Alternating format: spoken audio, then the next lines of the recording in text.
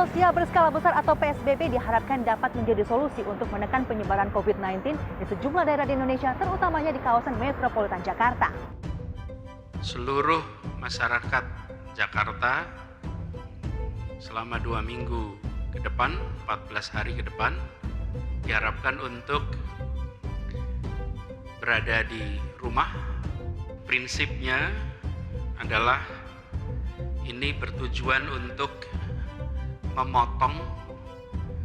memangkas mata rantai penularan COVID-19, di mana Jakarta pada saat ini merupakan epicenter dari masalah COVID ini.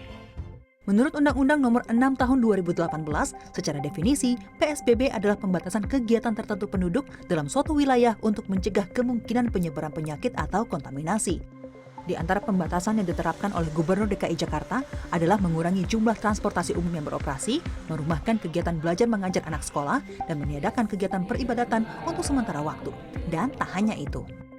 Tempat-tempat umum dilarang untuk berkumpul lebih dari 5 orang.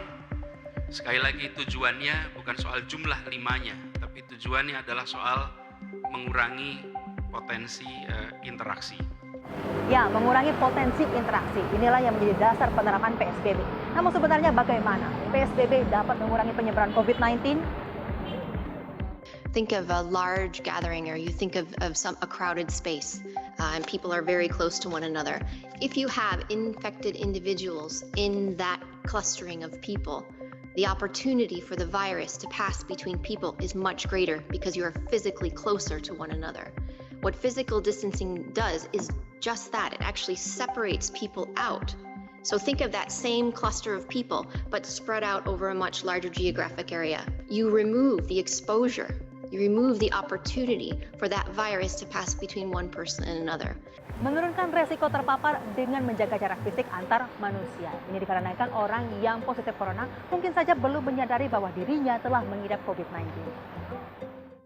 Rata-rata masa inkubasi COVID-19 hingga menunjukkan gejala adalah 2 minggu. Dalam 2 minggu tersebut, seseorang bisa saja telah mengidap corona dan tanpa sadar menyebarkan virus tersebut ke orang lain. Sifat alami virus corona inilah yang membuat penanganan penyebaran virus ini berbeda. Selain itu, PSBB juga diharapkan dapat meratakan kurva penyebaran virus atau flattening the curve. Perhatikan grafik ini. Garis ini menunjukkan kapasitas maksimal pelayanan fasilitas kesehatan, sedangkan kurva ini menunjukkan laju penyebaran COVID-19. Jika jumlah pasien positif meningkat cepat hingga melebihi kapasitas dan kemampuan fasilitas kesehatan, maka mereka yang sakit akan lambat tertangani dan resiko kematian akibat COVID-19 pun meningkat. Dengan PSBB, kurva ini diharapkan dapat didatarkan, sehingga fasilitas kesehatan dapat melayani pasien dengan maksimal karena penambahan pasien positif COVID-19 tidak membludak. Social distancing, physical distancing alone is not enough. It has to be part of a much larger package of interventions.